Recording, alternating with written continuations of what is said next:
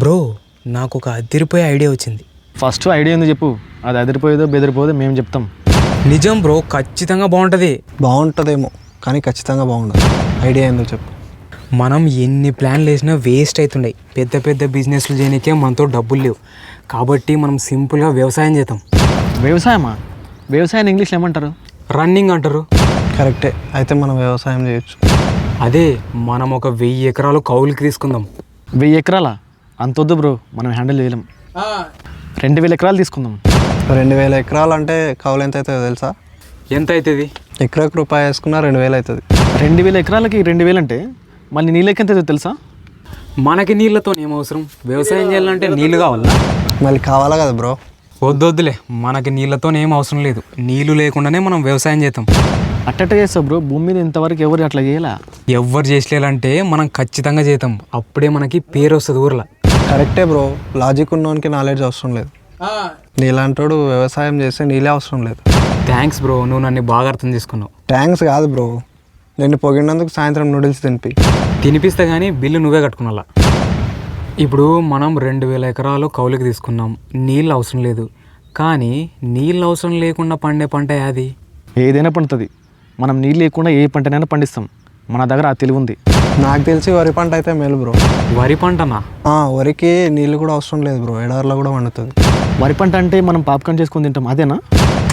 అది కాదు బ్రో, వరి పంట అంటే చెట్లు ఇంత పెద్దగా అవుతాయి, వాటికి మామిడికాయలు కూడా కాస్తాయి కదా, మనం వాటితోనే పచ్చడి పెట్టుకుంటాం కదా. అదే పచ్చడి కోడిగుడ్లతో చేసుకునేది.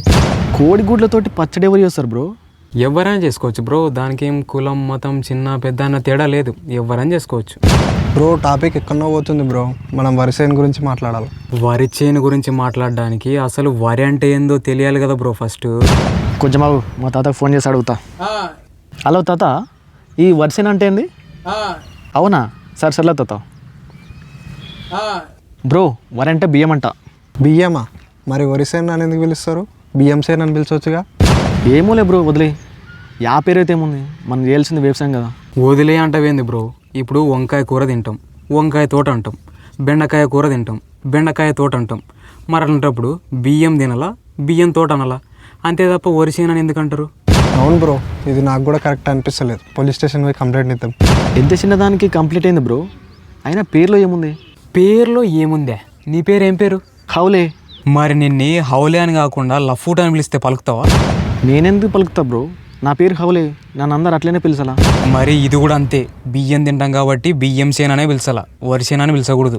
సర్లే, ఈరోజు మనం వ్యవసాయం స్టార్ట్ చేసినాం కదా, పెద్ద రైతులు అయినాక గవర్నమెంట్తో మాట్లాడి పేరు మారుద్దాం.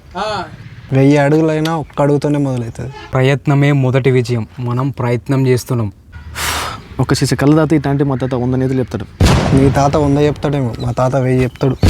మీ తాతలు నీతులు చెప్పాలంటే కళ్ళు తాగలేము, మా తాత 24 గంటలు నీతులు చెప్పుకుంటూనే ఉంటాడు. సర్లే బ్రో, ఈ తాతలు సో తర్వాత ఫస్ట్ మనం వ్యవసాయం గురించి ఆలోచిద్దాం. మనం ఇంకా కౌలుకానే ఉండం. అట్లా మనం తీసుకున్న భూమిని ఎద్దులతోనో దున్నల. అంటే ఇప్పుడు 2 ఎద్దులతో దున్నాలంటే లేట్ అవుతుంది, కాబట్టి యువతల 6 ఎద్దులు, యువతల 6 ఎద్దులు మధ్యలో ఒక నాగలి పెట్టి రప్ప దున్నేద్దాం. ఈతలారు అవతలారు మొత్తం 12 ఎద్దులు ఉన్న ఒకటే నాగేలుందిగా. అవును కదా, అయితే మరి ఏం చేద్దాం బ్రో? ఎద్దులు కొంచెం స్లో పోతాయి, కాబట్టి మనం గుర్రాలతోటి పొలం దున్నదాం. కరెక్ట్, గుర్రాలు అయితే ఇంకా రప్ప దున్నుతాయి, మన పని ఇంకా తొందర అవుతుంది. కరెక్టే, కానీ మన ఊర్లో గుర్రాలు లేవు కదా, ఎద్దులు ఒకటే ఉన్నాయి కదా. ఏం పర్లేదు, ఆ ఎద్దులకే మనం గుర్రాలని పేర్లు పెడదాం. కష్టం బ్రో, ఎద్దులకి గుర్రాలని పేరు పెడితే వాటికి గుర్తుండవు, అవి మర్చిపోతాయి. అందుకే మనం వాటి మీద స్కెచ్ తోటి గుర్రం అని రాతాం, అప్పుడు వాటికి గుర్తుంటుంది. రాయాలంటే ఇప్పుడు చదువు వచ్చి ఉండాలా. మన ముగ్గురులో ఎవరికి చదువు రాదు కదా బ్రో. మనకు చదువు రాకుంటే హైదరాబాద్లో మా మామ కొడుకున్నాడు, వాడిని పిలిపిస్తాం రాయనికి. సర్లే, వాడిని రమ్మను, రాసిపోతాడు. అయినా ఇప్పుడు మనం వ్యవసాయం చేయడానికినే డబ్బులు లేవు, మళ్ళీ ఛార్జ్ కార్డు ఇస్తాం బ్రో, వద్దులే. అవును బ్రో, మనం డబ్బులు వేస్ట్ చేయకూడదు. వర్షానికి పురుగు పడితే బడ్వైజర్ కొట్టాలా. బట్వైజర్ ఏంది బ్రో? అది బట్వైజర్ కాదు, ఫర్టిలైజర్. రెండింటికి తేడా ఏంది? బట్వైజర్ అంటే బార్ షాప్లో దొరుకుతుంది, ఫర్టిలైజర్ అంటే మెడికల్ షాప్లో దొరుకుతుంది. అవునా? వద్దులే, బడ్వైజర్ అయినా కొడితే వర్షానికి మత్తెక్కి చచ్చిపోతుంది. అయినా బడ్వైజర్ బార్ షాప్లో ఉంటుందని నీకే తెలుసు, నువ్వు మందాతావా? మరి చేనుకి పురుగులు పడితే ఫర్టిలైజర్ కొట్టాలని నీకెట్లా తెలుసు? అంటే నువ్వేమైనా ఫర్టిలైజర్ తయారు చేస్తావా? ఆ ఫర్టిలైజర్ మెడికల్ స్టోర్లోనే దొరుకుతుందని ఎట్లా తెలుసు? అంటే నువ్వేమన్నా మెడికల్ స్టోర్లో పనిచేసినావా? అంటే లేకుంటే ఇంకేమైనా నువ్వు బ్రో వదిలేయి, మనం వ్యవసాయం గురించి మాట్లాడదాం.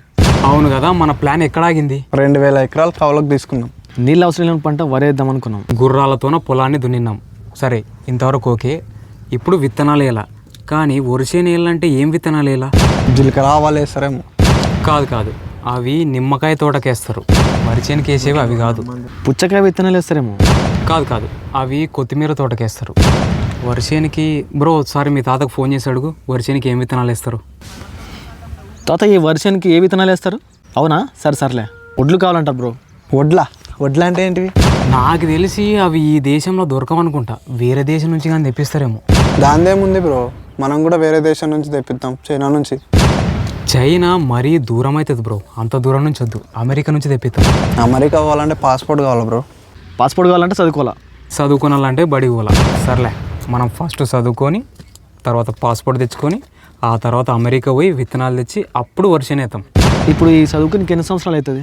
ఎన్ని జస్ట్ 10 సంవత్సరాలు అవుతుంది అంతే. 10 సంవత్సరాల తర్వాత మనం వ్యవసాయం స్టార్ట్ చేద్దాం.